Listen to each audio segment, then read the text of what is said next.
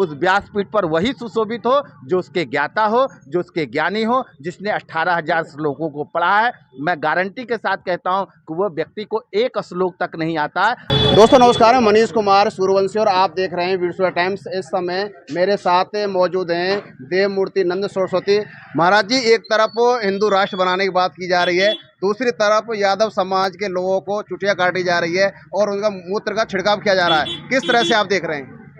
देखिए, जात पात की करो विदाई, हम सब हिंदू भाई भाई।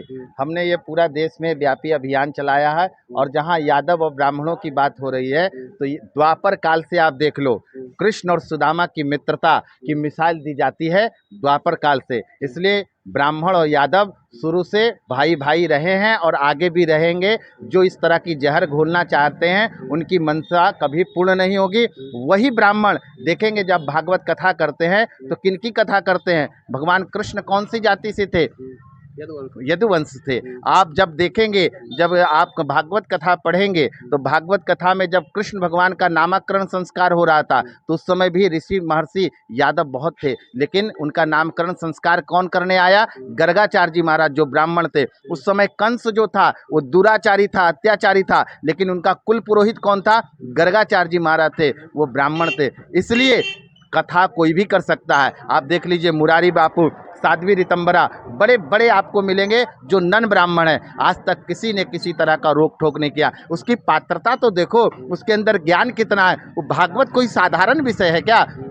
विद्वताम भागवताम परीक्षा, विद्वानों की परीक्षा भागवत में होती थी, लेकिन आज नाचने वाला, गाने वाला, चरित्रहीन व्यक्ति व्यासपीठ पर बैठ करके ये सनातन धर्म को धूमिल कर रहा है। यह न कोई जात पात की है, न यादव ब्राह्मण की लड़ाई है। ये धर्म की रक्षा के लिए बात की जाती है। उस व्यासपीठ पर वही सुशोभित हो जो उसके ज्ञाता हो, जो उसके ज्ञानी हो, जिसने 18,000 श्लोकों को पढ़ा है। मैं गारंटी के साथ कहता हूँ कि वह व्यक्ति को एक श्लोक तक नहीं आता है और वो पहले बौद्ध की कथा करता था, फिर जो है सो प्राइवेट स्कूल चलाता था, कॉन्वेंट स्कूल का प्रोडक्ट है, और उसके बाद फिर जो जब उसको कहीं कुछ नहीं मिला तो फिर भागवत कथा करने आ गया। उसकी तार कहीं और से जुड़ी हुई है। ये सनातन धर्म को बदनाम करने के लिए कुछ लोगों को पेट में दर्द हो रहा है कि हिंदू कैसे एकजुट हो रहा है, हिंदू कैसे एक साथ आ रहा है। उसको तोड़ने के लिए बड़ी बड़ी साजिशें चल रही है। उस साजिश का हिस्सा एक वो भी कथावाचक है। अगर महाराज जी बात की जाए, कुछ लोगों को मानना यह है कि जो हिंदू समाज के लोग हैं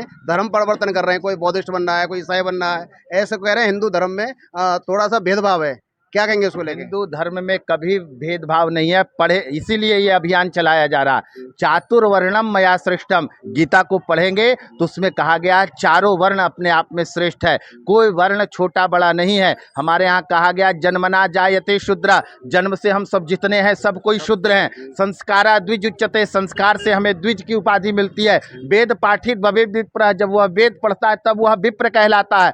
ब्रह्म जानेति ब्राह्मणा, जब ब्रह्म का ज्ञान आता है तब वह ब्राह्मण होता है।